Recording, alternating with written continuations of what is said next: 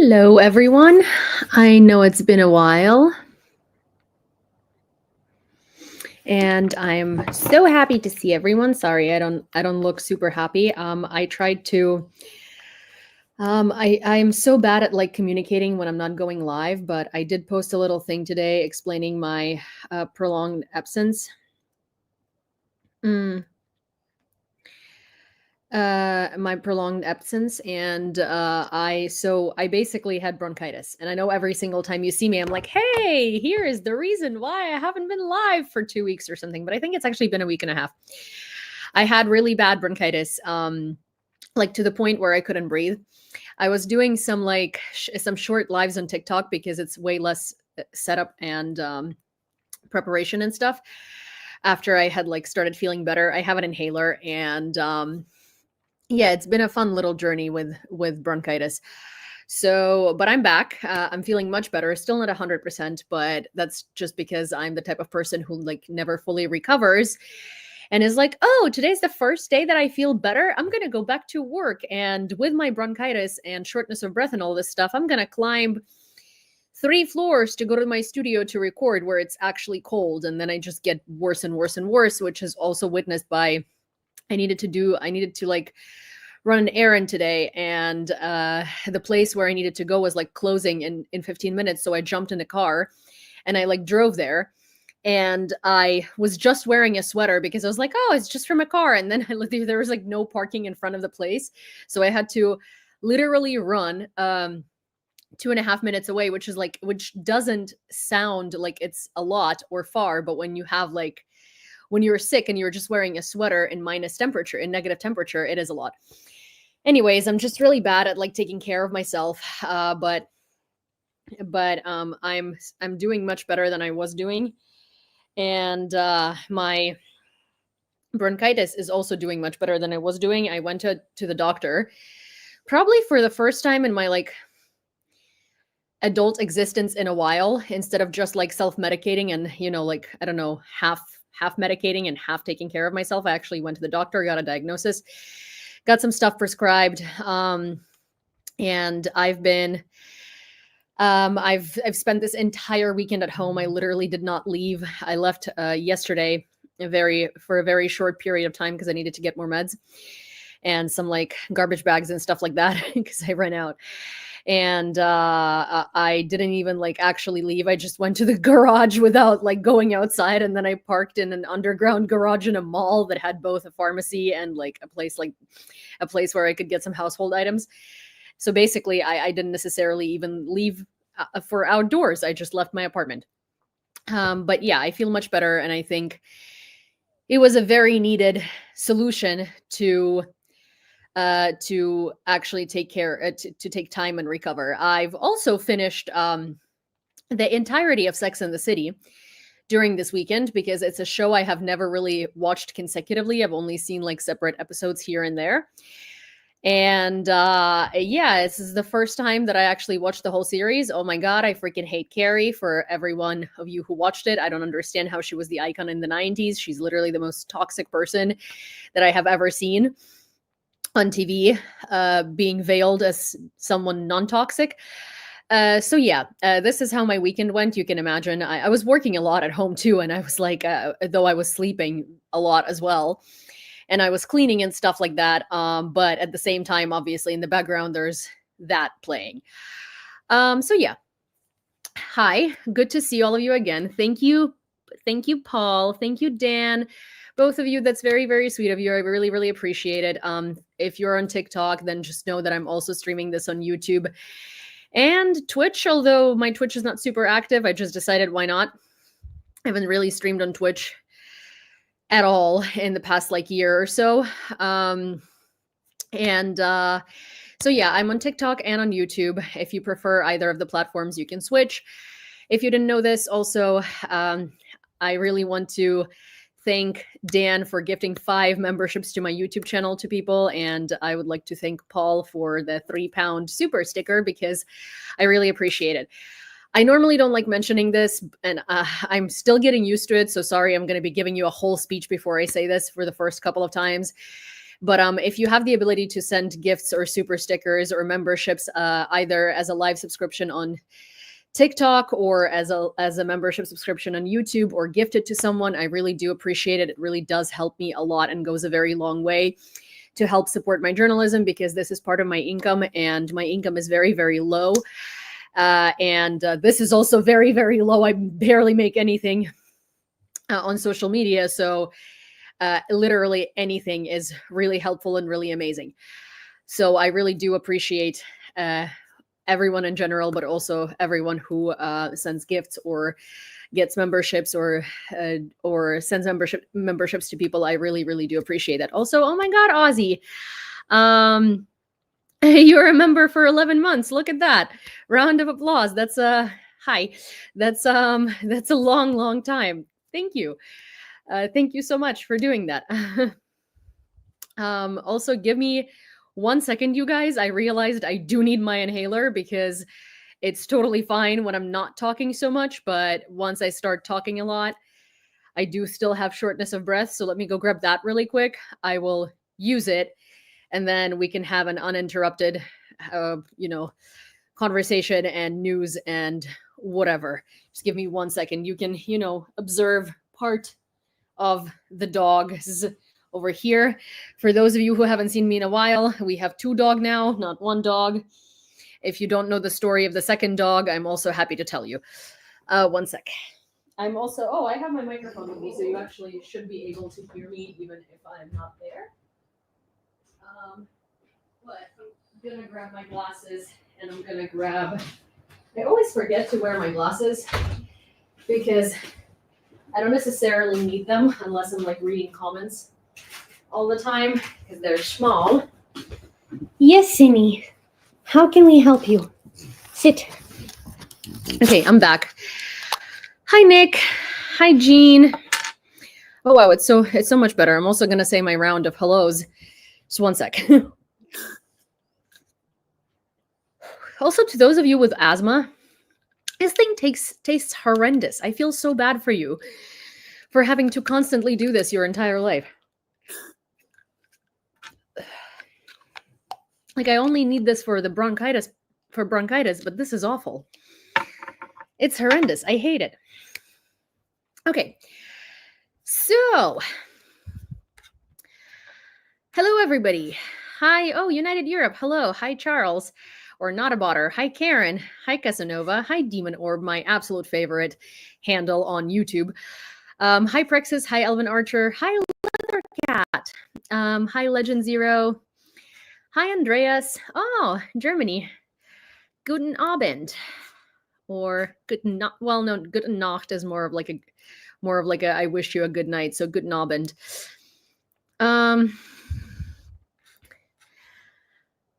R. Hasnord. Hello. I don't think I know you, but hi. Hi, Darren. Hi. Oh, hi, Diane. Good to see you. Hi, Niels. Oh, good to see you too. Hi, Kellahella. Also, hi, Aussie T, obviously. And hi, Dan. Hi, Nick. Hi, V. Hi, Pickled Pickly. Hi, Sebastian. Oh, hi. Hello. Yeah, so I'm back. Also, like, eine Frage. What time is it? It's 12:24 a.m. in Ukraine. I think Ukraine and Germany are about 2 hours. 2 hours. 2 hours difference. Yeah, so I'm back. I'm going to be doing lives more often now. I finally figured out my schedule. I also have been doing lives. I just have been doing them on TikTok because it takes a lot less prep and a lot less setup than YouTube does. But I'm slowly coming back to But I'm slowly coming back to being able to do everything. Also, as I said yesterday, so Robbie, if you remember Rob Godet, we used to do a podcast together called Ukraine War Brief, and it was on Spotify and on Apple Podcasts and on Google Podcasts, literally every podcasting platform ever. And when I was live on TikTok yesterday, I told you that we would be releasing a new episode after a year break because Robbie is finally getting over his depression, which I think that deserves like literally a round of applause because he was having a really hard time and he started writing scripts again. So originally I was supposed to record it today. The script is not really ready yet because, well, time zone difference, and he didn't really account for that. So I am going to be hopefully recording it tomorrow, and we're going to be having a new episode out. He also interviewed Petro Andrushenko, which is the advisor to the mayor of Mariupol in exile. And I'm sure that if you have been, coming out of a depression hole is a huge yay for him. I know, like, I honestly, like, I want to send him a gift basket or something, because really he has been struggling, and it's so good to see that he's finally, like, kind of feeling better. He's more motivated to do things. He's finding things interesting again. He's like managing his time and schedule. And I just, like, I'm going to do this because obviously depression is such a thing that you like never know if it's like, if it's, just a temporary spur or if it's going to last. But I really hope that it does last. He's been putting a lot of effort into sort of like, into his mental health and stuff. And I'm so proud of him, because he's a very good friend, and he's a fantastic person. And he's also a really good analyst. And he knows a lot about politics. He knows a lot about the economy. He's a very smart, educated, brilliant person, and he was such an essential part of the podcast, which is why I couldn't do it on my own, because Robbie does most of the like frontline analysis with Grumpy, and he does most of these sort of like like economical analysis and patterns and stuff like that, and I do political stuff. So obviously those two components taken out of the podcast kind of killed the podcast. Hi, Bryce. So it's super nice to have him back. Oh, thank you so much, Bryce. I am really excited to see what comes out of it. And as I was saying, he had an opportunity to interview the mayor, the advisor to the mayor of Mariupol in exile. So not the advisor is also in exile, but the mayor of Mariupol is obviously in exile because Mariupol is occupied by Russians. So he has an interview, and I'm actually going to ask Grumpy if he can to post that interview in the YouTube comments. So he interviewed Petro Andrushenko. The Substack that we have, that I consistently forget to mention, has this interview published, and they talked a lot about what the real numbers of killed and deported into Russia are in terms of like civilian losses and in terms of civilian deportations. He asked him a lot of questions of what he thinks about what's going on in occupation, of how Russian authorities are treating Ukrainian people in occupation. He talked a lot about the defense of Mariupol and sort of how all of this transpired. It's a brilliant interview. It's really interesting. And I think we're also going to be recording it as a voice recording, so we can publish it on the podcasting platform as well, because obviously not everyone wants to take time out of their schedule and read. Sometimes it's easier to listen, especially if you're dealing with like kids or, dogs or life, or you're on your way to work, and obviously you're not going to be reading it in the car. So yeah, so we're going to be hopefully publishing a lot of things like that. And I am supposed to talk to this weekend, but I'm not sure yet if it's going to happen this weekend particularly. But I've been doing a lot of interviews on the gays, as you might have noticed, and on UATV English. We've been talking to Anna from Ukraine a lot. We've been talking to Operator Starsky, who's become like, I keep joking that every single week, because he's always on Red Lines, which is a segment on UATV English where I'm the host. He's also there like at least once a week as a guest. So I've been joking that he's my co-host, and we have gotten along very well. I really want to bring him onto this channel and kind of like, talk to him about certain things, because we have a really good dynamic. And we are very interested in very similar things. Like, we both are very interested in not just like exposing propaganda, but the inner workings of propaganda, how propaganda is created, and like the processes behind it. So I really want to like have him up here and talk about that as well, or maybe go on his channel and talk to him. Hi, Katie. So Starsky is fantastic. Jonathan of Silicon Curtain is fantastic. Also, Anna from Ukraine is my favorite lady on the internet right now, because she's there are not that many women that talk about the war and that have platforms, and it's so amazing to have someone who is also a woman. and has a platform and has a lot of people listening to them, and just like kind of dilute the male perspective a little bit. So it's fantastic. Yeah, and so I've been doing a lot of interviews, and I kind of realized how much I've missed doing interviews, and I also want to do them on my own channel as well. There has been, well, he's not a kid anymore, I suppose. He's over 18, but a year ago, a person reached out to me, and they were 17 years old, and they are from Donetsk. So they fled in 2014 with their family right after the occupation started, or a little after the occupation started. They still have quite a bit of family in Donetsk. They have a lot of really, really harrowing stories about Russia's original invasion of Ukraine, and they really want to tell those stories. But hi, Felix.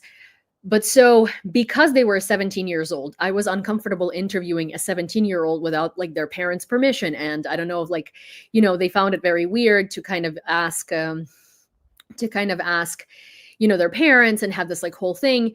And so they've turned 18 a few months ago, and they've reached out to me, and they're like, hey, I am now of the age that I do not need my parents' consent to speak to you. Can we please have this interview? So I was actually, I'm actually very excited to speak to this kid, to this boy. And I'm hopefully going to be, hi, Felix. Yes, I'm hopefully going to be interviewing him this weekend. If everything, if the cards fall right and stuff like that. And I am going to, I'm really excited to speak to them and like to make this into an actual interview and upload it onto this channel. So there might be that coming out as well. And I'm hoping to be doing more things like that and talking to more people, and kind of not only doing live videos, but also reviving my channel with pre-recorded videos. I have an idea for this fantastic, I have an idea for this fantastic sort of like segment that I pitched to United 24 actually, but they at this time are not interested in this type of segment. They're interested more in podcasts that are similar to how Joe Rogan presents his podcasts. And I'm not saying in terms of content, I'm saying in terms of like the setup, and that's not necessarily what I was pitching. And I am either going to do this podcast on UA TV, or I'm going to do it on my own. The thing is that when I do this not on my own, it's never done exactly the way that I wanted, because obviously human resources are sparse, and it's like I can't do the editing that I want, and I can't do like the format that I want. And like, thank you so much, Katie. I really appreciate the gift. Genuinely. So I can't like necessarily do it, frame it exactly the way that I want to frame it, because I don't necessarily have like a video editor that just works with me. It's a video editor that works for the whole channel, and they have their own like skills. Thank you so much. And they have their own skills and stuff like that. So it's kind of like difficult. But so the segment would be connected to Twitter or Blue Sky. At this point, just sort of like a social network similar to Twitter, but probably because it has to do with disinformation, likely Twitter. And it's going to be a very like kind of interesting segment where it has a lot of education, but also a lot of like sarcasm and jokes and stuff. And ideally, I would want to do it with Kaylin Robertson, because we have really good banter, and we kind of like bounce off of each other very well. And ideally would have not just me as a host, but two hosts. So we'll see where that goes. But if you are a video editor and you would like to volunteer your time to help us make this podcast a reality, I would be really, really appreciative of it. It's not a lot. It's not necessarily a ton of work, because it's a talking podcast. It's not a news podcast. So there is not a lot of cutting and editing, but I would like to make it very visually appealing. And for that, there needs to be a good video editor who knows how to do stuff well, and isn't just working a corporate job where they have to where they have like a deadline for 10 videos a day. So if someone is a video editor and would like to help with this, I would really, really, really, really, really, really be super grateful. I cannot pay you.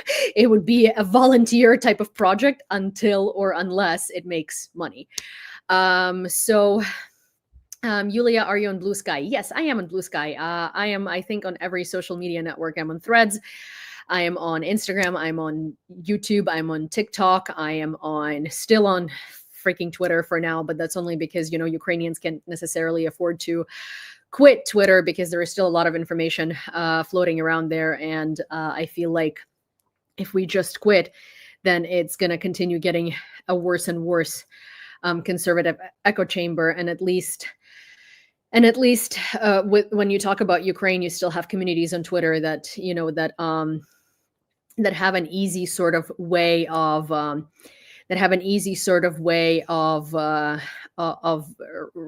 like bouncing information off of each other and finding each other. So at least there's that sharing info. My Blue Sky is literally very simple. It's Yewleea.bsky.com. I'm Ecuadorian and I use Blue Sky. Yeah, Blue Sky is much better because it's kind of like you open it and it's not just like far right propaganda. It's kind of nice. Yes, I am on Blue Sky. So my Blue Sky is Yulia. I'll put it in the chat.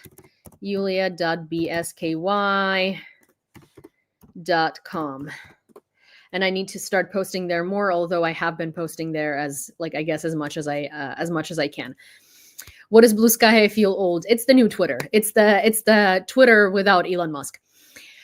Blue Sky has no algorithms. Yeah, for now. I mean, they're still figuring things out. They also just got like 20 million users, so it's gonna start getting better and better every day.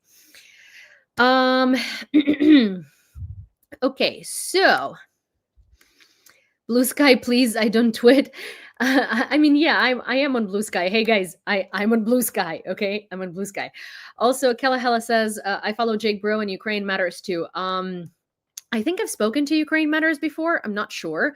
I definitely, yes, Jake Bro. I don't think I've spoken to Jake Bro really on, like, I've spoken to him on panels before. I haven't spoken to him in person. I also do follow him. I know who he is. Then there is also Professor Gertis that I really, really enjoy. He's fantastic, and I really, really like him. And I have had conversations with him, and he's like an amazing person. I've had conversations with him on Red Lines. Then also, who else? There is Joe from the Big Mac Battle blog, who I've spoken to and actually had dinner with once, just to, sort of like catch up and stuff. He's also really nice. Then he's in Kherson. Then I've spoken to Paul Smith. I keep forgetting what his channel is, but it's Yuri. It's something Yuri.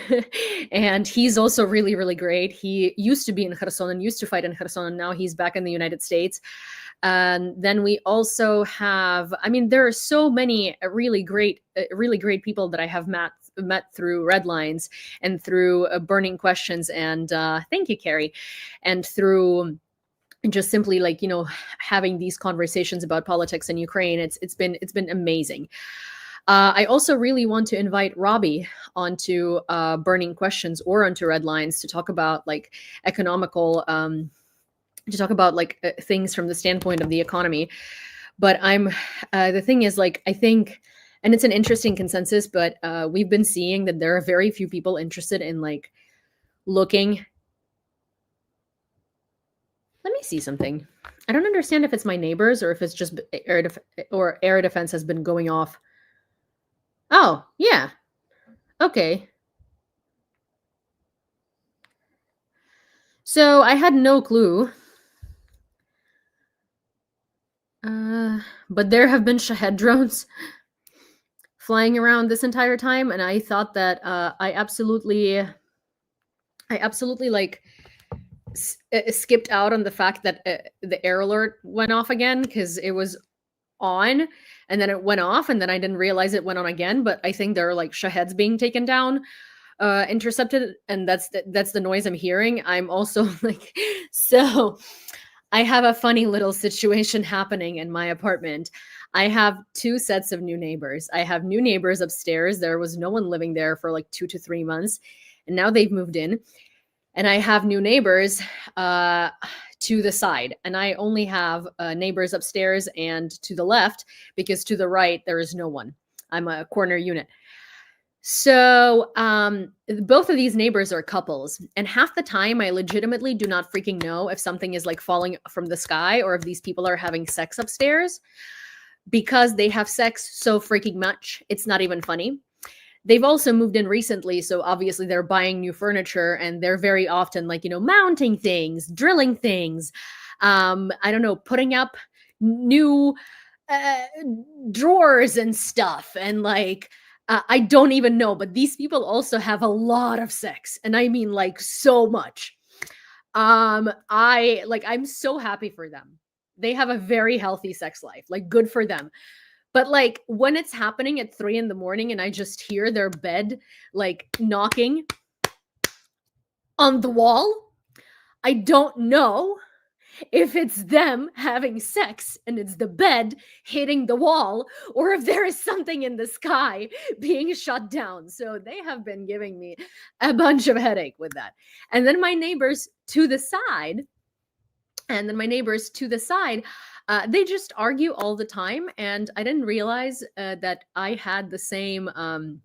So my bathroom vent, I think, is connected to their kitchen vent, because I constantly hear them watch TV. And the thing is, there was someone living in that apartment all the time, and I have never heard them. I just smelled their weed because they sold weed for a living, which is also not great, but whatever. Apartment living, things happen. It's fine. Like, this is what you get when you live in an apartment building. But yeah, the dude who sold weed moved out, and a couple moved in, and the dude who sold weed, like, I have never heard him. Like, he didn't do anything, and he had people over all the time. Like, every single time I passed by his apartment to walk my dogs, he would be like coming out, and I know he's sold weed because I've heard him say this, and also because it smells like a weed farm when he opens the door. I mean, but I couldn't hear him. Like, nothing was happening. Like, I was in the bathroom and I never heard him. And then now these people, when they watch TV in their kitchen/living room, which is, I'm assuming, open floor plan, I can hear everything they're watching. They constantly yell at each other. It's not a happy marriage. At least it seems like not a happy marriage. They constantly yell at each other. And it's like, I'll be sitting on the toilet, minding my own business, doing things that people do in the bathroom. And I'm there for like 10, 15 minutes, and these people are just having arguments, like blowout arguments. And I hear these blowout arguments. And I'm just like, this is such a great contrast. I have a couple to the left of me that constantly fights, and I have a couple upstairs above me that constantly oh my God, that's so funny. So my live visibility got restricted because probably I said sex so many times and weed, but oh well. So anyways, I have a couple upstairs that can't stop talking, and I have a couple to the left of me that cannot stop arguing. So funny. So at 9 months before the crying baby, oh my God, no, but I don't think so I don't think I'm going to hear the crying baby because it is a concrete building. And usually I can't hear anything, but when furniture is being like lifted or something, like obviously I hear it because it's like stomps. And when a bed hits the wall really hard, obviously I hear that too. But I don't hear like my neighbors upstairs otherwise, and my neighbors to the left of me I only hear in my bathroom because of the shared vent. So there is that. Aren't apartment neighbors fun? So fun. It's like there was this skit that someone did on YouTube, and it was like, "Dear upstairs neighbors, please stop rolling bowling balls in your apartment." And it's because it literally sounds like people are like playing bowling in their apartments. The wing guy was pretty mellow. It sounds like I cut the pun. Yeah, he was very mellow. Don't blush now. Tell them to screw the headboard to the wall. Yeah, I mean, I don't necessarily want to I don't necessarily want to I don't want to see them, because it's just I think it gets weird when you just sort of kind of you're aware of such private things in their life. I do, maybe I will bring them a pie and say that I'm the downstairs neighbor, and I'll be like, "Oh my God, so nice to meet you." And then somehow throw in, some vague reference to me knowing when they do this. So maybe they kind of feel like, oh fuck, well, maybe we should, maybe we should do something about it. But I also don't want to make them feel awkward. I also, I don't know. I mean, we'll see. Is there a possibility they will ask you to join? Oh my God. Okay. You guys, this is getting out of hand. All righty. So lots of things are happening worldwide. What I was originally talking about is that, I think a lot of the things that that piss me off is that, like, we are very clearly in World War III. And it's very evident based on the information space. It's very evident on in media tensions, in societal tensions, right? And I think that a lot of people are denying this because to them, World War III is missiles flying at different countries, right? Or world war in general. What a world war really is when people are not just fighting for territory, it's an ideological fight, a strong, big, tense fight in ideologies. We are also in 2024, where technology is like a big, big thing. And, you don't necessarily need to start a war by shooting missiles and by making it incredibly obvious. I also think that, people for some reason think that it's really hot. People for some reason think that if we were in an event like that, we would know, because we would be warned by A, our politicians, B, sorry, one sec. Serenity, why are you living in Ukraine? Why are you living where you are living? Why do you eat? Why do you breathe? Why do you like the brands of clothing that you like? So yeah, for some reason, like, to me, when people are denying what's happening, right, it sounds like people think that if this was the beginning of World War III, then we would all be getting pamphlets in mail saying, hey guys, on November 23rd, 2025, Putin is going to shoot a ballistic missile at the United States, and that's going to start World War III. Prepare yourselves. Like, that's not how it works. Also, it's not about ballistic missiles. It's about the fact that there are very clearly two very opposing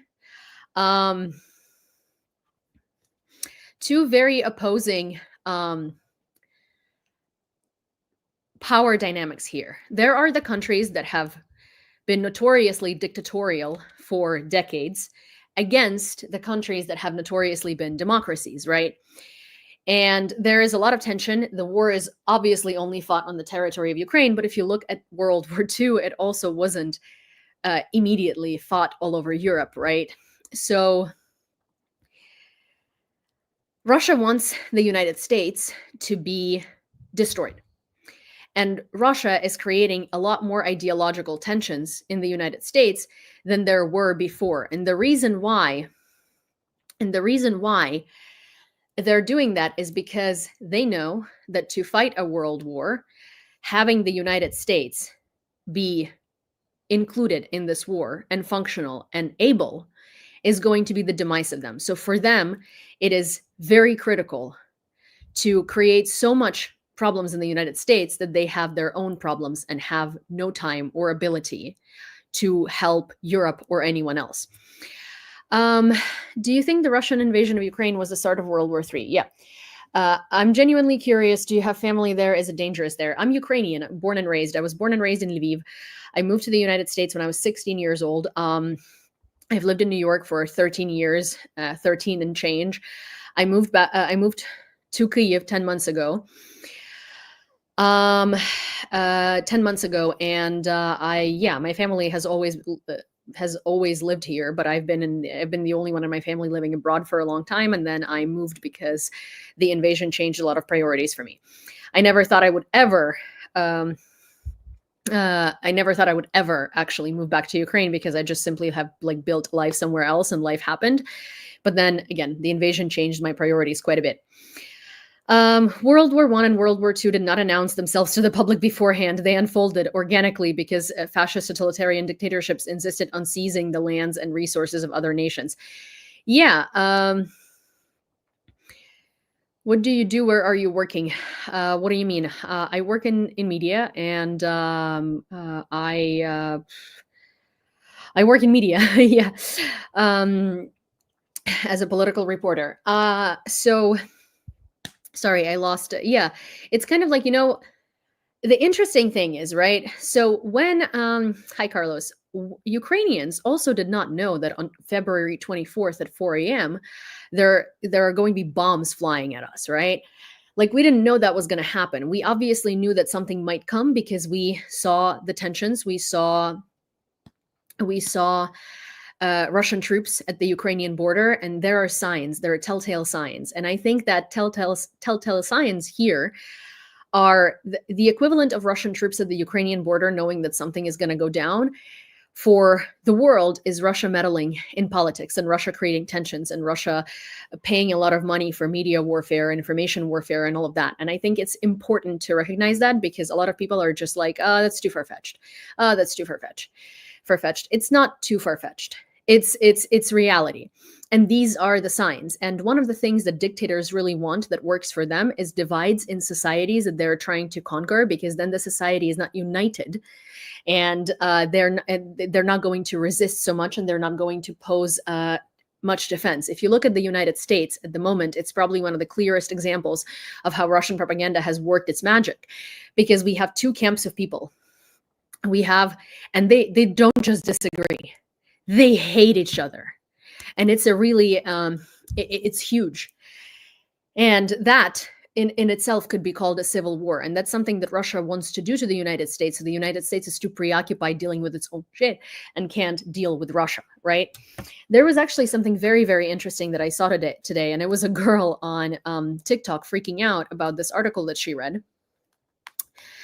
And it was, so the article is, Putin is banking on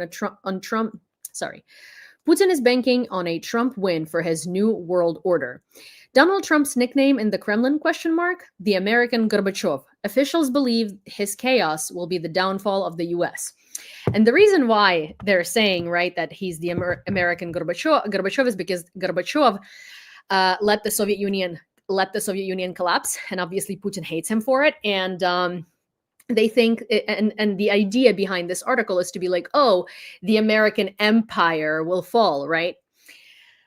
All good and jolly. This article is written by Mikhail Zygar, who is a Russian, who has been a journalist in the West for a very long time. And this is something that I say all the time. If you see an article written by a Russian in Western media, throw it out. Throw it out. Throw it out. Because here's the thing. A lot of people have this like, oh, but there are good Russians. Oh, but there are Russians that are against the war. Oh, but there is this, there is that. Yeah, okay, there are this many. And it takes way too long to weed out who is a paid propagandist and who has a stake in this and who is just a person expressing their opinion. And the majority of them are the former, not the latter. Mikhail Zygar is a Russian propagandist, and that's what I call Russia's light core propaganda. I don't mean like Solovyov. I don't mean like Simonyan or whatever the hell they are, right? I mean those types of propagandists that are in the West. They're well liked and appreciated. They work in publications like Vanity Fair, who published this article. And they're not crazy. They don't say crazy stuff, so you actually take them seriously. And this propaganda works a lot better than Russian propaganda from the Kremlin and from within, from their like radical media. Zygar founded, I think, Rain TV, which is a Russian opposition media channel. And all that these Russian opposition journalists are accomplishing is they're actually normalizing Russia. The reason why this article is so damaging is because this is what Russia wants you to believe. Russia wants this to be a self-fulfilling prophecy. So you're sitting in the United States, you're looking at what's happening, right? And you're like, oh, fuck, well, this is really bad. There are a lot of tensions. People hate each other, political, economical, everything, social situation is really bad and really tense.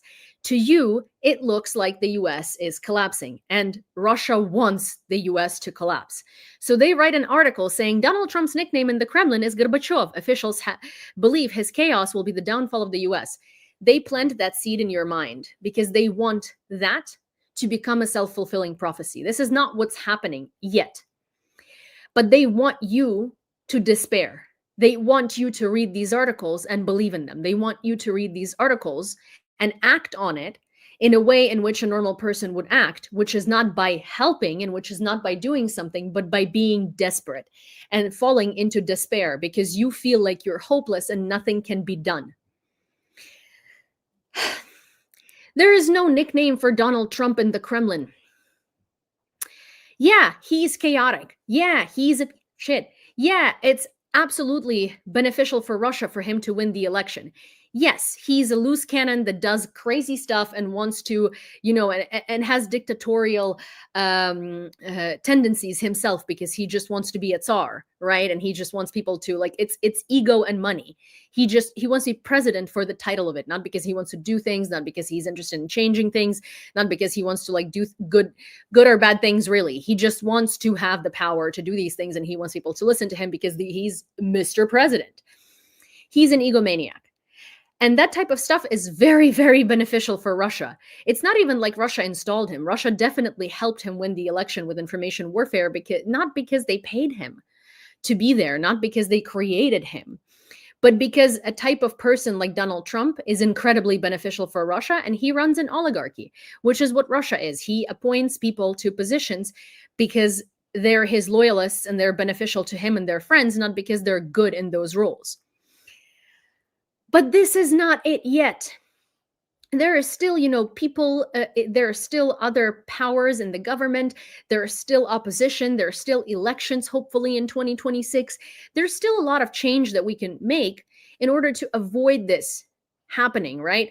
There's still stuff that we can do. There's still lobbyism and advocacy that we can be doing, right?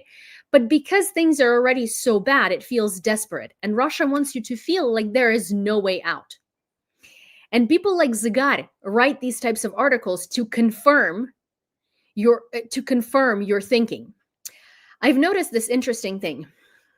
Every single time something really bad happens, or Ukraine loses in some way, like a battle, or something doesn't go right, or something really bad happens in the US, or something huge happens politically, there are all of these articles from all of these liberal Russians, the opposition Russians that have been writing for Western publications for years, spouting in these publications. When Ukraine's counteroffensive failed, there were all of these big articles from Simon Schuster saying that the only person who believes in Ukraine's victory is President Zelensky, and that the rest of the world leaders are ready to drop Ukraine because, well, obviously this is going to be a failure.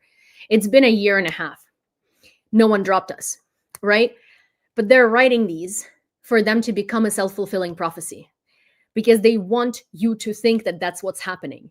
So with articles like these in Vanity Fair, that's what Zagar wants you to think is happening. So I implore you, when you see a Russian last name, or when you see, an article about Russia that says something like this: Putin is banking on a Trump win for his new world order. Donald Trump nickname in the Kremlin, the American Gorbachev. Officials believe his chaos will be the downfall of the US. Check who wrote it. If it's a Russian who wrote it, discard it. Literally discard it. And people think that I'm being too harsh because there are good Russians and stuff, but I already talked about this. Most of them are not good. And it legitimately is not worth your time, effort, and brain cells to try and find out who is good and who is bad. And the majority are bad.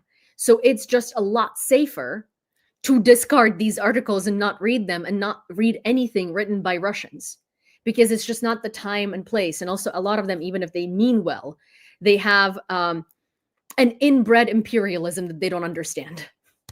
So yeah, see a Russian who wrote an article, discard it, literally discard it, because a lot more times than not, it's actually softcore propaganda that you are not supposed to see as propaganda, because these people have a good Western track record and they're in these fields specifically for that.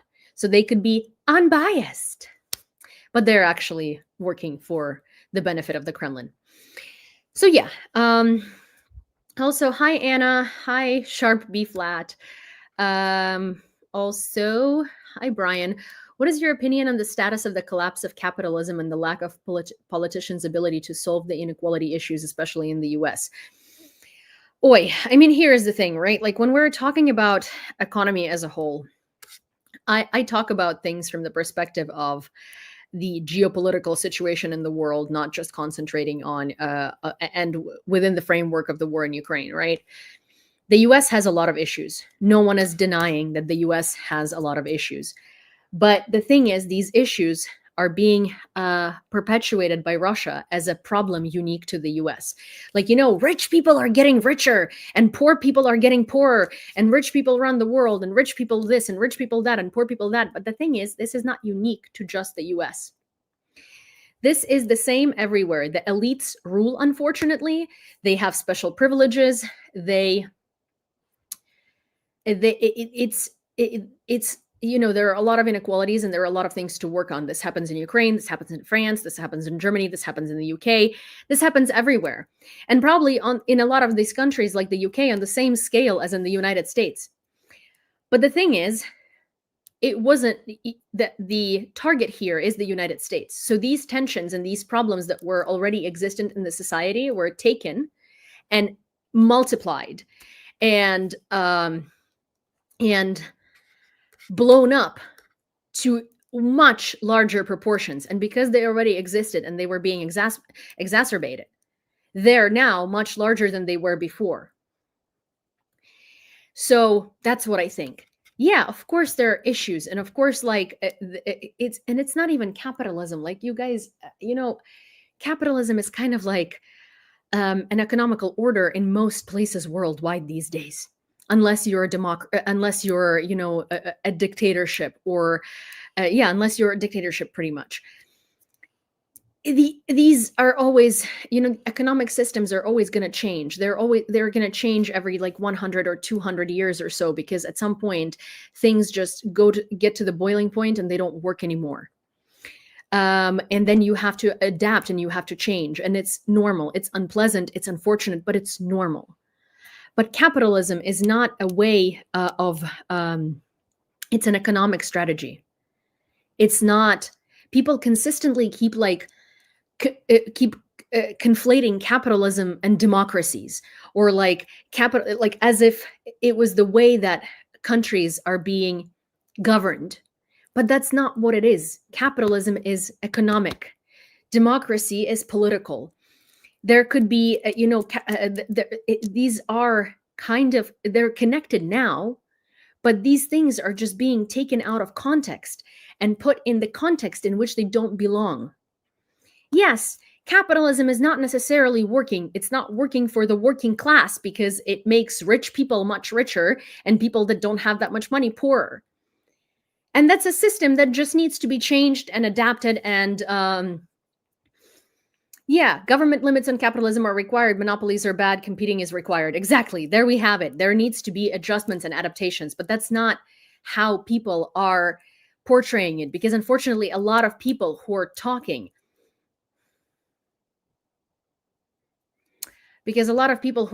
about this literally have no clue what they're talking about, and literally do not understand how economies work and how policy works and how government works and how these things are influenced by each other or not. It's like, people keep telling me that something about like Biden's economy and stuff like that. Presidents have so little impact on the economy. And when people compare what's happening under Biden to what's happening under Trump and talk about it as if like, Trump's economy was much better because like gas was cheaper, it's like, you guys, you want COVID back if you want gas to be half the price of what it is right now. Also, you need to understand that Biden took the country in COVID. So there was a world pandemic. These are extenuating circumstances. Different things are going to be happening. And it's not based on Biden or Trump or whatever. It's just that like you are comparing normally functioning world to a pandemic, or normally functioning world to a freaking like chaos and wars everywhere. It's just like people who have no clue and no expertise and no understanding of these processes should really stop talking about these processes or trying to educate people online via TikToks about processes that they're not, that they don't understand, really. So yeah, that's my answer to you. Also, gosh, it's getting hot in here. He raised the price of eggs. Yeah, exactly. It's Joe Biden's fault. He raised the price of eggs. Or like people like apps. Okay, but this is like extreme, right? Not everyone who voted for Trump is like that. Most people aren't. But it's like I've literally seen on comparing apples to spinach does not work exactly. Also, hi Magda. So I obviously this is a minority of people, right? But I have literally seen people unironically go to grocery stores, see sales, and say that because Donald Trump has won, he's not even in office yet. He already slashed grocery prices, and I'm just like, how did you survive this long? Genuinely, how did you survive this long? Because this is just insanity. Also, thank you for following Old Man Tony. Biden stopped laying eggs. That's why prices went up. Yeah. Kat, you can't say things that are that funny because while I have bronchitis, every time I laugh, I start coughing. Also, you're welcome, Brian. And also, by no means, like I think one thing that I need to explain is like sometimes when I answer questions, I get passionate. I'm not trying to be condescending or like mean or anything like that. I'm not like yelling at you or anything. It's just I'm a very passionate speaker, and so when I start speaking passionately about a topic I care about, I think I might come off as like as angry. But I wasn't being angry when I was talking about it. I'm just like I start speaking faster and I start like getting a lot more animated and emotional, or like rather not emotional, animated. Hi Ira, get well soon. Thank you. Yes, I am in Kyiv, and it's a very big deal how you spell the city because you are spelling it the Russian way, and it's supposed to be spelled Kyiv, and it's the real name of the city. Are the willfully ignorant people are the bane of actual intelligence? Yeah, they are. Grumpy says she's very condescending. She abuses me. Oh yes, I'm so mean to Grumpy. That's why I call him Grumps. And every time he calls me, I say, "Oh, hi, Grumpy." How did you survive that long? Because really, how did they survive that long? And I mean it so genuinely. Like, if you think that a sale is a president who's not even in office yet, slashing prices, how did you survive this long? I can give some advice on how to speak in less emotionally charged voice. Oh, Ukraine matters. Oh my God. Hey, well, so someone was actually just mentioning you a little while ago. I am. No, Ira, you can use both ways. Kiev is the Russian spelling, and they try to impose it on purpose to like Russify the Ukrainian the name basically.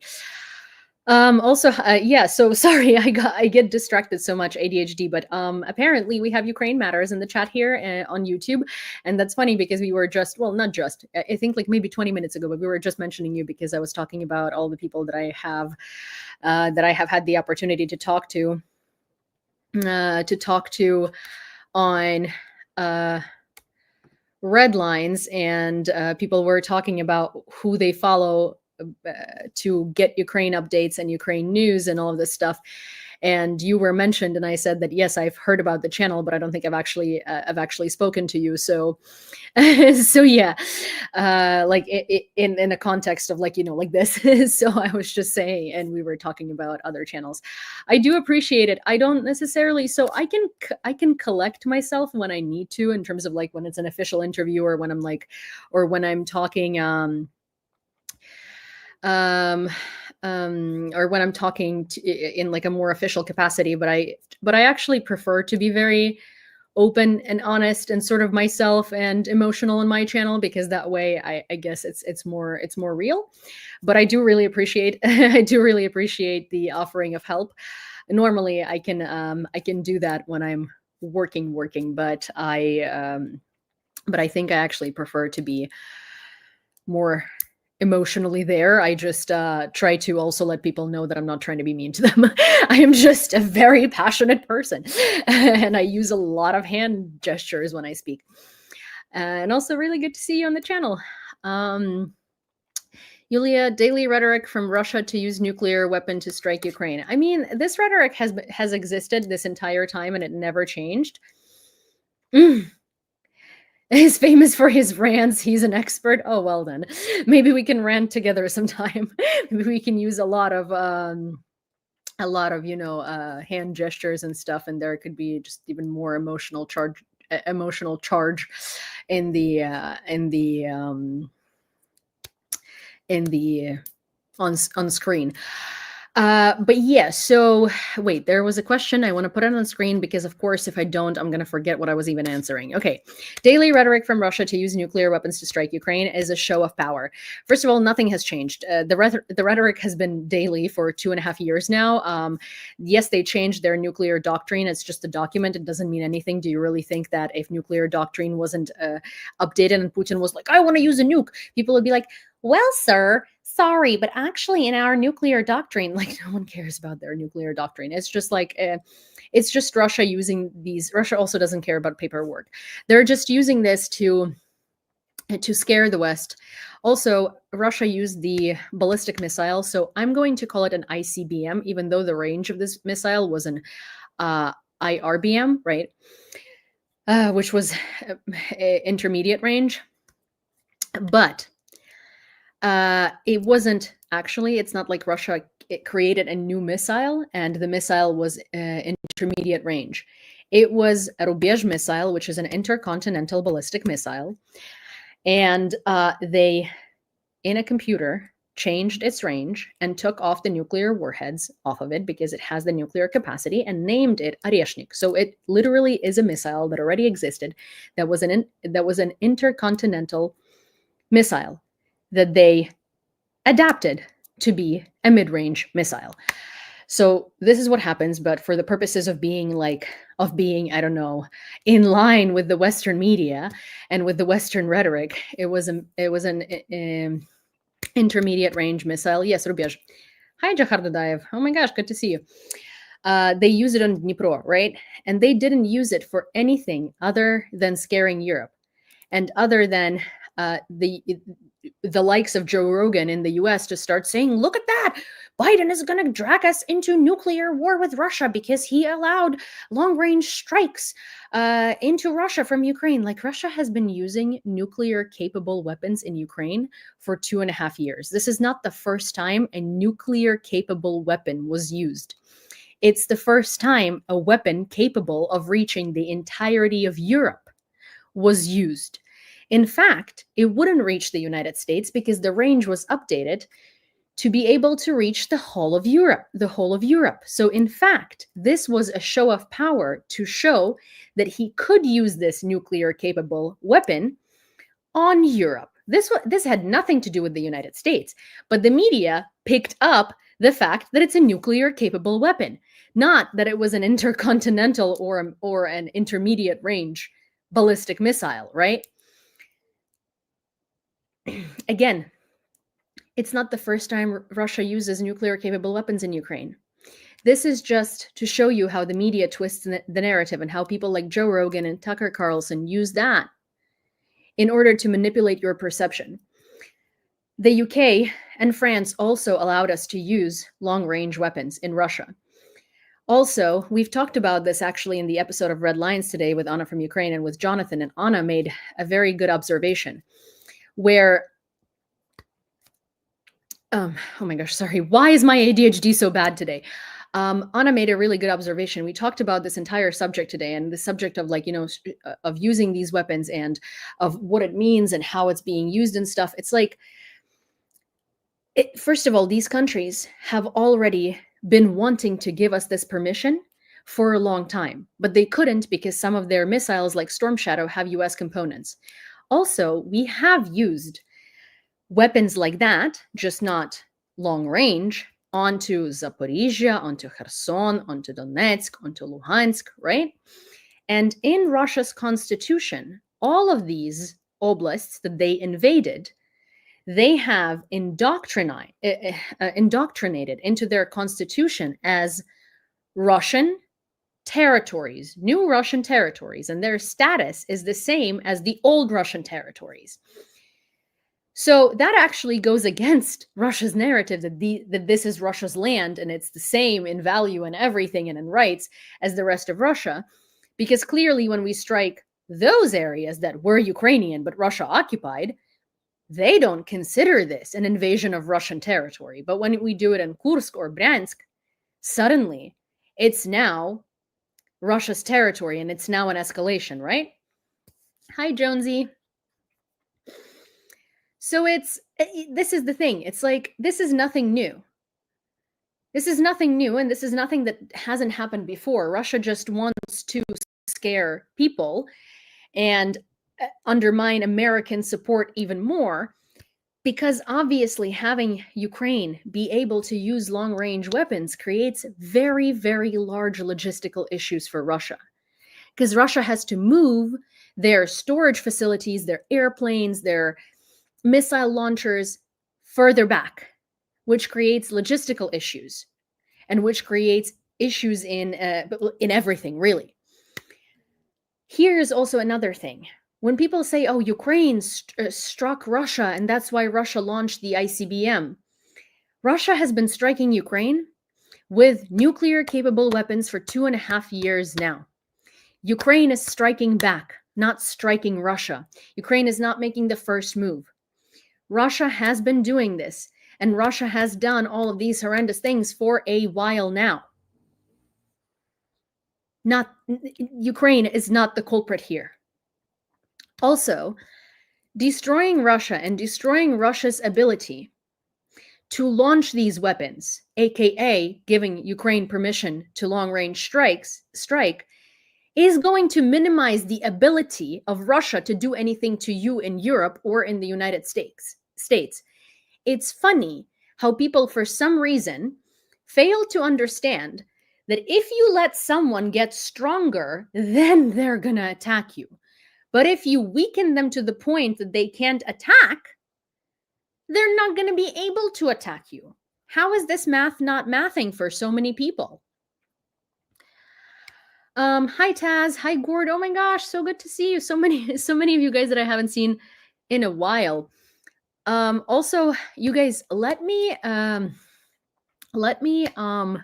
reload my TikTok stream, because I said the word sex a bunch of time when describing the stuff that I need to deal with from my neighbors, my new neighbors, a bunch of times, and TikTok restricted my live, so it's now not showing it to people under 18, and a lot of people are just like not registered with their age. Hi, oh my God, Kathleen, hi, good to see you. Sorry, there's so many people that I missed. So let me like restart the live really quick, because TikTok thinks that I'm talking about, I don't know, BDSM probably, but I'm not. So let me restart that, and I will be back in a second on TikTok, because it's just really, really funny. Okay, I'm literally gonna restart and get back immediately. If you want to see more of Yewleea, please subscribe on the gaze. Yeah, I actually, there are video, like I think there are like 5 videos a week with me that come out on the gaze. Yeah, 2 red lines, 1 burning questions, and 2 briefs. But briefs might be getting a restructure because they're not necessarily doing as well as we would like them to do. I did not like the idea of cutting briefs into 3 parts. That was weird. And obviously it's not performing well, which is something that, if you asked me, I was saying is gonna happen. But anyways, I'm going to try to make them a little more humorous and faster and less like, you know, less just news and more kind of like entertainment news. Hi, honey cake. And welcome back, everyone. Thank you, Maria. Oh, also Maria, oh my gosh, hi. How did I not see you before? So yeah.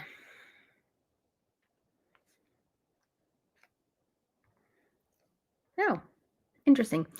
I also recorded a video today on TikTok that I'm going to actually send over to YouTube and show it to you guys on YouTube while we wait for the TikTok people to come back, because I reloaded. Because there is something that that actually compares the propaganda that we see today to the propaganda that was happening in World War, like, well, not in World War II, but in the 1930s, which is like kind of before, before you were speaking passionately when I joined. Yeah. That was kind of happening. I think it's like the precursor times to World War II. Gosh, but anyway, so I want to show you a video that demonstrates, in a way, it tells a story of a journalist, and also demonstrates kind of how propaganda is really the same these days. It's just that we have a lot more places we can get propaganda from, and it's a lot more concentrated because we have a lot of different social media and stuff. I obviously don't go into like details there, but I am giving you sort of like the details here. And the issue, I really want YouTube and like Blue Sky and all of these places to kind of start allowing videos that are longer than a minute. I think it's I don't think, I know it's a programming thing and storage thing in the servers of the social media itself. But like YouTube, come on. I need YouTube Shorts to be up to 3 minutes long. I don't need the TikTok 10 minutes or whatever. But like most of my videos are 1.5 minutes long, and I cannot make them a minute because I'm already taking so much information out of it, because my videos are not freaking like entertainment purposes, they're education purposes. So I need TikTok Shorts to be more than 1 minute long. I need them to be like 1.5 minutes, 2 minutes, up to 3 minutes, literally, because I cannot, by any freaking means. Thank you, Grumpy. I really appreciate the gift. I cannot, by any freaking means, post any of the TikToks and Instagram Reels on freaking YouTube, because it's only 1 minute long and it's annoying. Anyway, so while people on TikTok, oh, thank you, Annette. Oh my gosh, Annette, good to see you. And thank you for the gift. And oh my God, so good to see you. But let me show you the video from TikTok on YouTube, because you can't see it, but if you... And why should you know about him if you listen to people like Tucker Carlson? Walter Duranty was a journalist There in we the have it. 1930s who went to the Soviet I'm Union going and to make denied it the presence of less Holodomor loud in here. Ukraine. Holodomor was a genocide of the Ukrainian people done through famine in 1932-1933 by Stalin that resulted in the death of more than 4 million Ukrainians. Gareth Jones, another journalist, went to Ukraine in the same period of time and documented the horrors that he had seen in the country and the real that was taking place. Of course, Gareth Jones did not get recognition. He got a bullet in his head. Duranty, however, was paid off by the Soviet Union to come back to the West and tell a tale of nothing happening in Ukraine and it just being a bad crop year, and everyone believed him. Because while Gareth Jones was telling the This truth, is he did not have my enough video from finances to spread TikTok. it further, and while Duranty was telling a lie, he had the backing of the entire Soviet Union behind him. Duranty ended up getting a Pulitzer Prize for a series of his lies about Soviet Union. Now, what does that have to do with Tucky Tuck over here? Tucker Carlson went to Moscow and showed you that groceries are much cheaper than they are in the United States, full well knowing that A, he's a millionaire and everything is cheap for him, B, they're cheap if you have an American salary. But an average Russian citizen makes about $400 a month, and Tucker Carlson spent less than $100 at the grocery store without buying anything needed for survival. People like Tucker Carlson get a lot of views, recognition, and momentum, because they're backed by a lot of money to get there. And just like Walter Duranty fooled the whole world, and this is why we're not learning about Holodomor in schools worldwide, because he was financed to do so, Tucker Carlson, Joe Rogan, and people like that are fooling you every single day for the same reasons, and you're falling for it. They knowingly spread false narratives because they know that's going to lie in their pockets. Yeah, so sorry, for those of you on TikTok, I wanted to show the video that I posted on TikTok to people on YouTube, because because I can't put it in shorts because it's too long. Also, Jay was saying he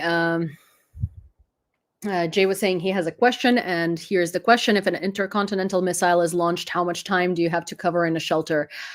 From the moment that it's launched, depending on which airfield. You mean like if it's launched from Russia onto the US? Like minutes, I think like 7 to 8 minutes. In Ukraine, we likely have like a minute or two. But I don't know. I don't want to lie. Ballistic missiles are really fast. Maybe I would say probably up to 15 minutes that you would have like in It also depends where, right? Because like if it's launched from like the eastern edge of Russia, or rather the western edge of Russia to the eastern edge of the US, then less time. If it's launched from the western edge of Russia to the eastern edge of the US, more time. If it's launched from the western edge of Russia to the western edge of the US, depending on whether it's going that way or this way, less time. It's like somewhere in between 7-8 minutes to like 20 minutes. But in Ukraine, probably around like 2 to 4 minutes, because it doesn't matter where it's launched from in Russia. If it's like if it's a high charge missile, then it's like if it's a high charge ballistic missile, even if it's without nukes, but it has enough kinetic energy, then it's probably going to be like, I don't know. It's going to be like, I don't know, a couple of minutes. 25 minutes according to Google. Yeah, but again, it depends where, because not everywhere is the same distance. It's going to reach Europe much faster than it's going to reach the United States. It's going to reach New York much faster than it's going to reach LA, unless they're sending it the other way. It also depends on where in the massive land landmass of Russia it's launched from. So it really depends. It really depends where it's launched from and where it's being launched to, but it's minutes. It's not hours, it's minutes. I believe in the UK during Cold War, it was referred to 4-minute warning for an ICBM. I mean, here's the thing. It's likely not going to be 4 minutes. It's going to be more than 4 minutes, because it's 4 minutes to Ukraine. And again, it depends in during the Cold War, Russia might have used different stations to launch these from. So now, because they're within the range of Ukrainian missiles, these are going to be launched from further into Russia. So during World War II, Russian missile launchers were likely stationed closer. Russian airfields were stationed closer. So again, things have changed since World War II, because right now Russia is at war with Ukraine, and Ukraine can neutralize these targets if they're too close. So I would say that there have definitely been times, like there has been update on the timing. Also, someone was saying, oh, let's just make information up. Well, tell me which information I made up if you're so smart. Not to worry, Trump wants to put up Iron Dome in the US. Oh, right. Because Iron Dome is gonna really help the US. Like wasn't he briefed about the fact that Iron Dome is like better for smaller spaces and smaller countries? That Iron Dome is really not gonna do anything for the US. Also, we have like Patriots in the US and a lot more very, very advanced air defense systems. Does that by any means give him any sort of anything? Like, yeah, exactly. Grumpy says Iron Dome is inferior to what the US has. Yeah. That's what I have been saying. That's what I was trying to say, is that we have a lot more advanced air defense systems.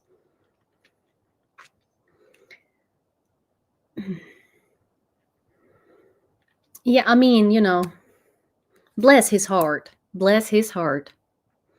If there are any Southerners here, bless his heart. NYC will be the first target, including the lovely Trump Tower. Unfortunately, I live right across in New Jersey. Well, I mean, I'm from New York. Brooklyn is where I inhabit. Or used to inhabit, so I feel you very, very much. But yes, I hope that it's really going to target the tower itself. Going to be such an exciting 4 years. Exciting. I like, yes. Well, exciting is really, I don't even know. There are better words to use, like horrifying, petrifying, anxiety-inducing, cold sweats and potentially panic disorder episodes. Nauseating. Yeah, high nausea inducing 4 years. I'm just glad I'm in the middle of the cornfield in Indiana. No one wants us. I'm okay with that. Oh my God, that's so funny.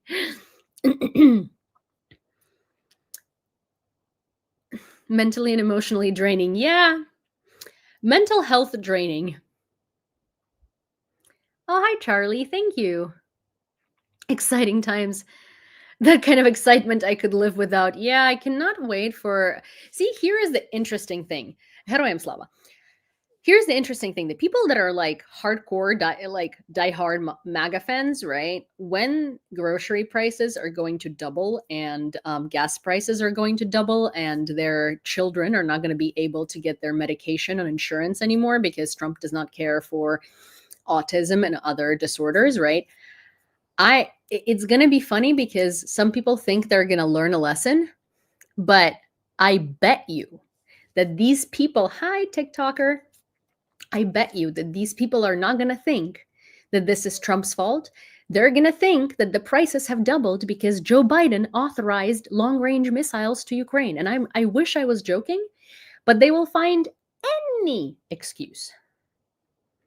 Any. Other than what's really happening. Yeah. And I mean, like, it's so sad, but it's so true. You're definitely right. Yeah, unfortunately. I really wish I wasn't right, but like genuinely, they'll find any excuse. That's if the kids survive RFK war on vaccines. I mean, like, but he can't ban vaccines, right? Can he? I mean, he probably can, but like I think he's just going to make them non-mandatory and finally NYC won't be filled with migrants. Do you know how much money migrants bring to the United States, both in taxes and in work capacity and workforce? Here's the thing: most Americans would rather sit on welfare than work jobs that are beneath them. So, you know, people that work in a lot of retirement communities are immigrants.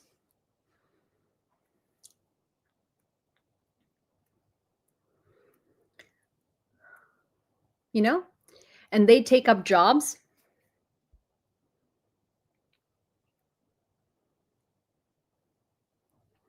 Migrants took $6.4 billion in funds. You know how much migrants brought in? About 99 billion. I think it's 94 or 99 billion. No. I understand you're talking about illegal immigration. Yeah. It's not documented immigrants that bring all of that workforce and pay all of those taxes.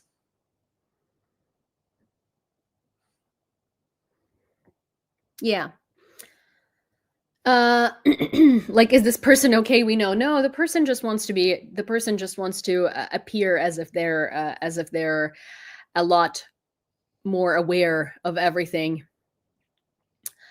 than everyone else is.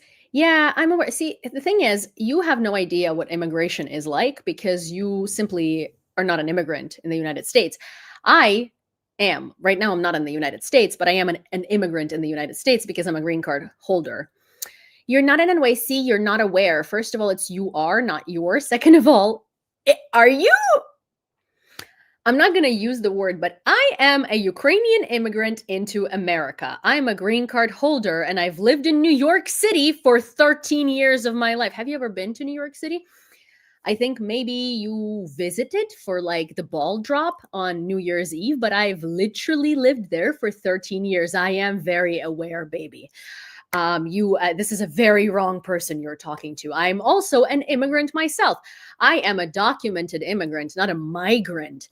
However, I know a lot of migrants and a lot of documented immigrants and also a lot of people who were not able to become documented immigrants because of Trump's laws, where he slashed quotas for documented people to be able to obtain or prolong their immigration documents. So they had to become undocumented migrants. Yeah, also, again, undocumented migrants, as you call them, actually bring in a lot of money because your lazy American ass is not going to get off your couch and go work at a retirement community, literally wiping asses of old people, because you're not going to want to do that for the money that you can get from welfare, because it's the same type of paycheck. It's about the same. It's minimum wage, okay? Also, if you're on welfare, you also get discounted housing. Migrants don't get discounted housing, they also don't get welfare.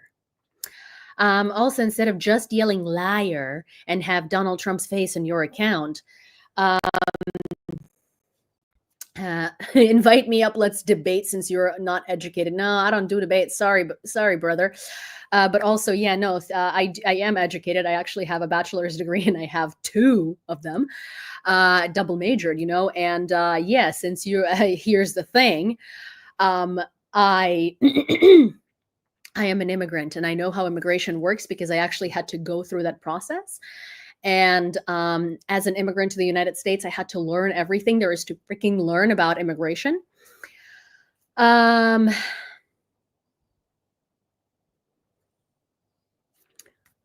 yeah, that's funny. I'm in NYU, so I'm educated. LMAO. I live it every day. Yeah, I mean, I feel like your dean needs to look at the stupid shit you're saying, and maybe you need to um, like take community college classes first.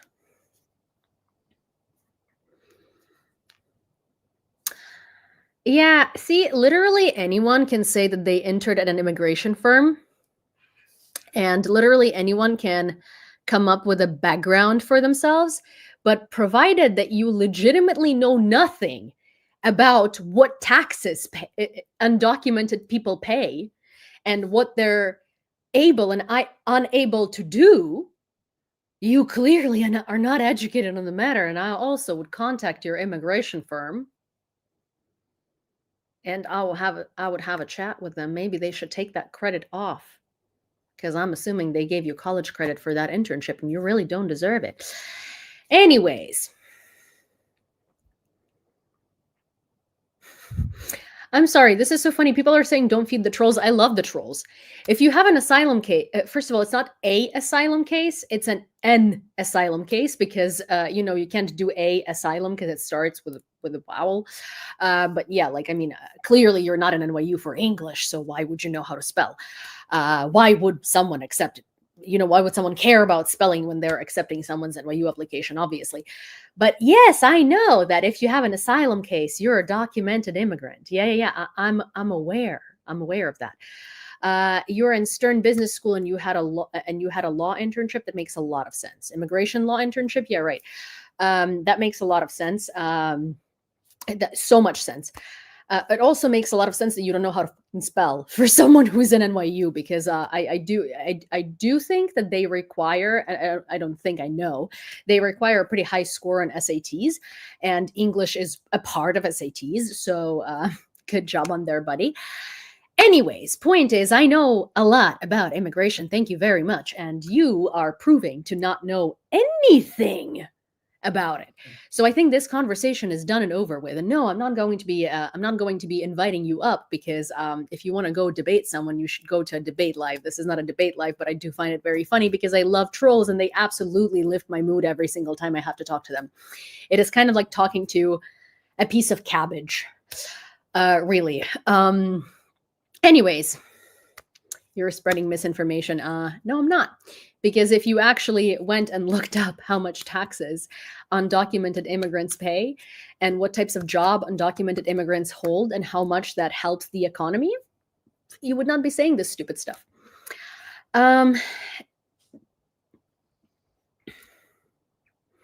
Also, thank you so very much for everyone who has been sending gifts on TikTok. I really do appreciate it. Also, thank you for everyone on YouTube who got memberships or gifted memberships or did super stickers or super chats or whatever those are called.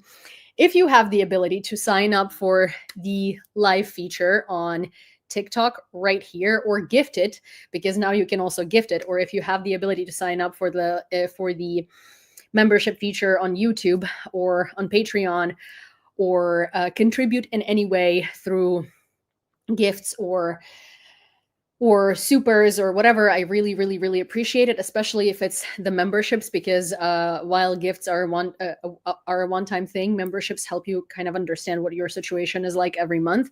And given that this is a part of my income and quite a significant part of my income, not that I make a lot on here, I barely make anything, but it is still a significant part of my income.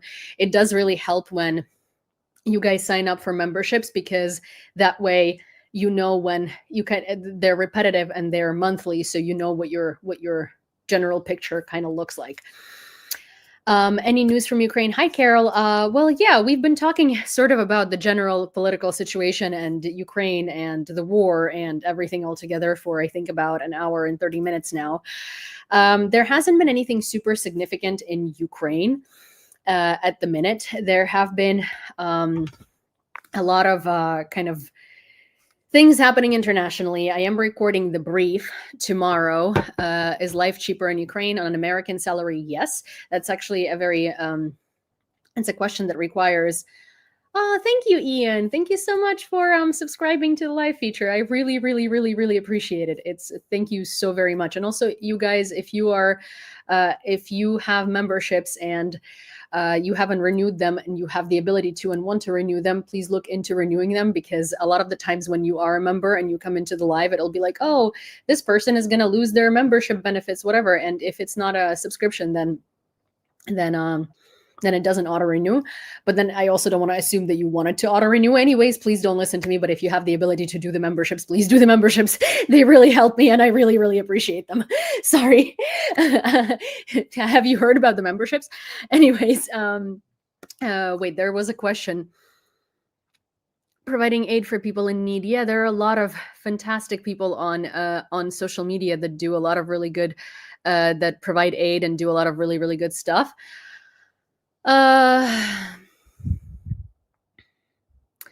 Carol is here, says, how do immigrants get work without proper documentation? Well, because a lot of people hire people without proper documentation and just pay them cash. But that doesn't mean that those immigrants don't then go and declare that income. Also, people can have social security numbers that, for instance, they received on a visa before, they received in in college, or they received for other reasons. And those social securities are not authorized for work. But unless you run, like, you know how you have a soft credit check and a hard credit check, so you can do the same with the work permit on a social security, or you can just not run it at all. Businesses are supposed to run a hard check on a social security to make sure that you are authorized to work in the United States, but a lot of businesses just don't do that, simply because it's also much cheaper to hire undocumented immigrants, because they don't get benefits and stuff like that. Thank you so much for subscribing, Valentina. I really, really, really appreciate it. Thank you so much. Also, Valentina is one of my favorite names. But yeah, so a lot of people literally just don't run those checks. And so you can work, like, you are not going to get in trouble for working as an undocumented person, right? But the business that hired you might get in trouble. A lot of restaurants will use those like expired social security numbers, or social security numbers that do not have the, thank you, Karine, that do not have the work permit. A lot of people are also going to just hire people for cash. And thank you, Sodalis. Or Sodalis unavailable. Oh, also, oh my gosh, red hair. I love red hair. Sorry, I'm like so creepy. I'm like, hey, I love your name. I love your hair. But thank you so, so, so much for subscribing to the TikTok live feature. I really, really, really, really do appreciate it. Trust me so much. There is also like a subwave or something happening right now. I don't quite know what that means, but it means something. And it's 3 out of 5 subwave subscriptions. But yeah, so basically there are a lot of ways of like hiring undocumented immigrants. Cash under the table is undocumented, yes, but so that doesn't mean that these people don't pay taxes, because here is a thing, and I know this as an immigrant. One of the questions on my immigration paperwork was, have you ever worked in the US illegally?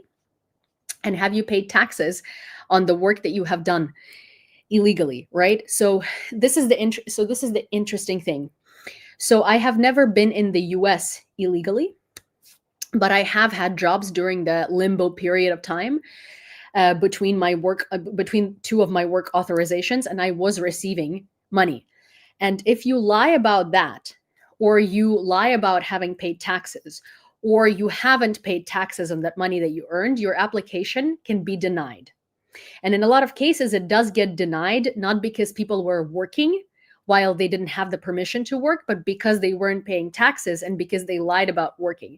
So in my application to that question, I honestly said, yes, I was working, and I honestly provided proof of paying taxes while I was working. I was just doing like, project work, 1099 type of work. Because also a lot of contractors, like 1099, if you have a social security number, most of the contractors do not run your social security and don't have to run your social security. So a lot of undocumented immigrants who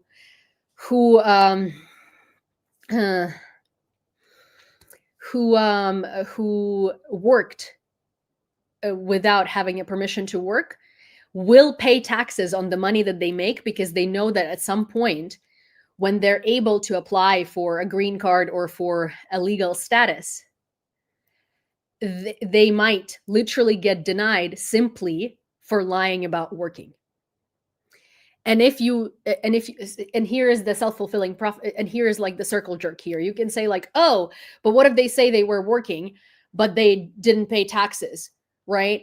No, the problem is that, like, if you say that you were working, obviously you were making money, and not paying taxes is bad.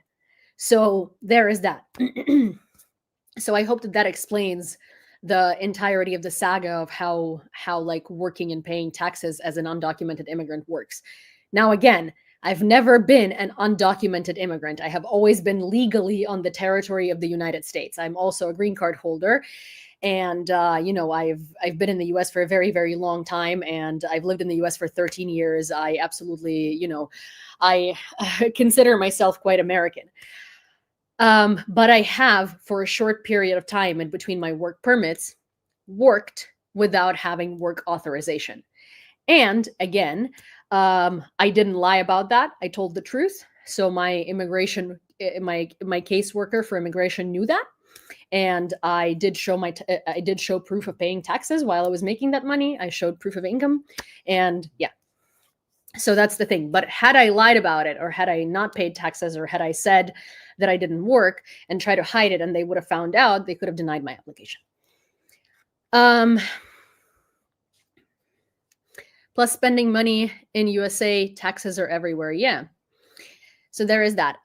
Dang, we're smart. Well, no, I mean, I know a lot about immigration, trust me, like a lot about immigration. Because I had to deal with with a very like complicated case of my own immigration.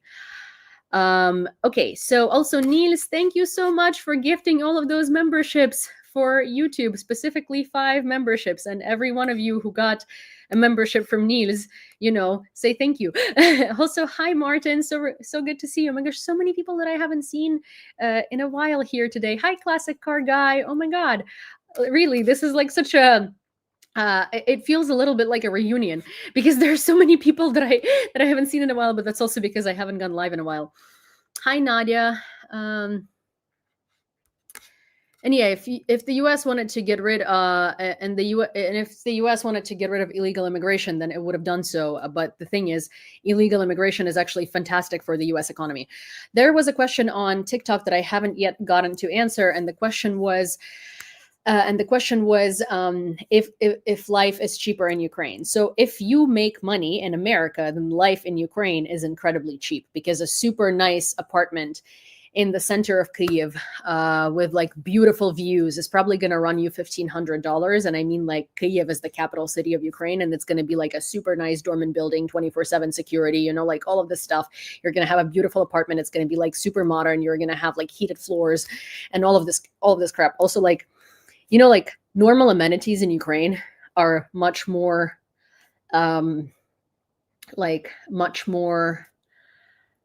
normalized than they are like in the United States. For instance, like in New York, no luxury apartments that you rent will have like heated floors, right? But here, most bathrooms, kitchens, and hallways will have tile and like heated floors. So yes, if you make money in dollars, it is an incredibly cheap country for you, because to be fair, if you make $20,000 a year, you're making good money. But if you are Ukrainian, then it's not like that, right? Like, because salaries are different here. Like making $12,000, $15,000 a year is considered a really good salary. And not that many, like it's not like everyone makes that money. That's not the case. However, the proportion of income, like if you were middle class in America and you, like, let's say, make middle class or upper middle class money in America, you can't afford to constantly travel, have like a bunch of kids, send them to college, like it's like you're still not making like so much money that you can, get your nails done every 2 weeks, and well, middle class, probably upper middle class, you probably can afford that, but like middle class, like you can't necessarily afford to have like 2 super nice cars in the family, travel whenever you want to, get cosmetic procedures done, like buy clothes for yourself all the time. Like Ukraine has a lot of Ukrainian brands that are much cheaper than world brands, and they're very good quality because we have a lot of factories here, so they're not made in China, they're made here. And so if you're middle class in Ukraine, you actually can afford a lot more than if you are middle class in America. But I don't mean, like, it's harder obviously to become middle class, but like the ratio of like earning versus spending here is better than, like, let's say, obviously New York or something. And I'm not trying to say that it's easy and it's like, everyone is just like living a cushy life here. That's not true, but it's like, yeah, the ratio of earning to spending is very different. Yeah, can't afford to buy a house in the USA, back to living with parents. I mean, like, cost of living here is better proportionally. Like, and even if people are complaining, right, it's like still manicures are affordable. Like in the US, you can get a normal manicure unless it's like, I don't know, $60 and up. Here, like a super simple manicure is going to be like, I don't know, like $15. And it's going to be very, very well done. I think $30 is like a super nice manicure with like, with like a design and like whatever, and people get things done like that done all the time. It's just also Ukraine is a type of society where people account for like different types of things that they need to do when they say like, oh, it's really hard to afford living here, because women consistently get their nails done. Women get like facials, women get all of these things, because it is a very like, it is a society very much like that. And these things are a lot more normalized, but our beauty industry is a lot more affordable.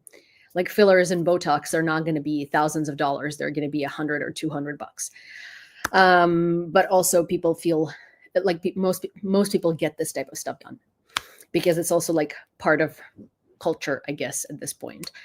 But okay, you guys, 2 a.m. I have to be in the studio recording tomorrow at 9 a.m.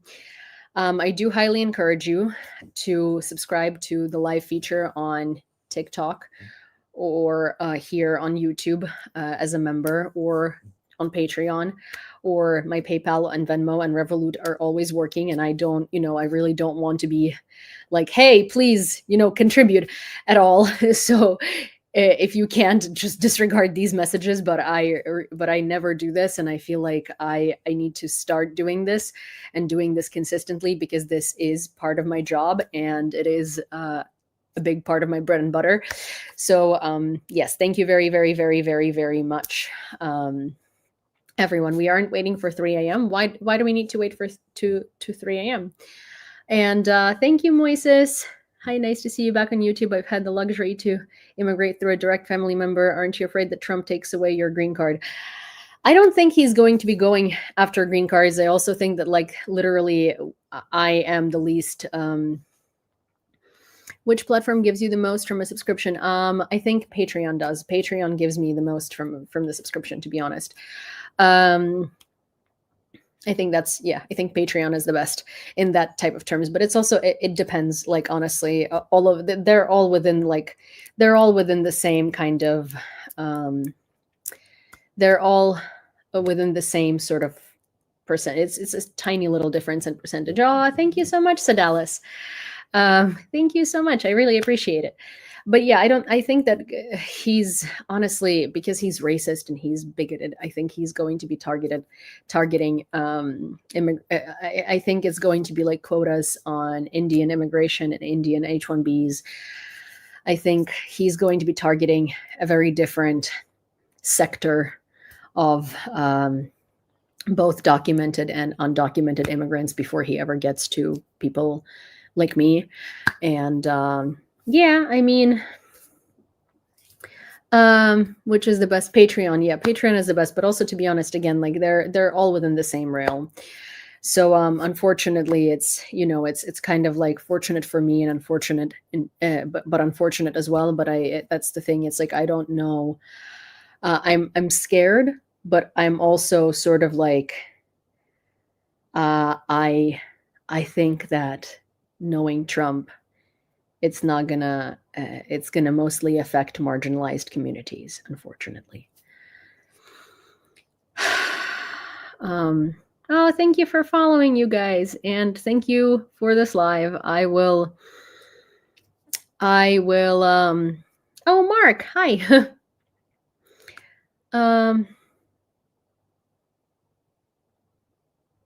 I will see you guys tomorrow or the day after. I will be doing lives more often now, and I am also trying to produce more content and record more video. Well, not like produce more content, but I'm trying to record more videos. The thing is, like, I always have ideas, but I've been in such a like sort of depression and anxiety spiral myself.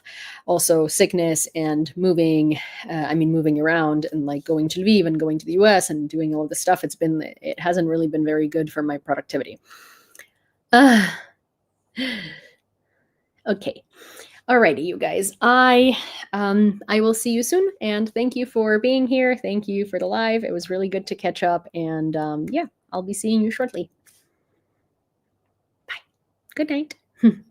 Oh, the doggos are good. They're right. Here's Cindy. You can see her a little bit, and here's Maeve's paws. You don't see them on YouTube, but you see them on TikTok. So yeah, for people who are wondering about doggos are good. They're chilling right here. Yeah, good night. Go back to sleep. Okay, bye, guys.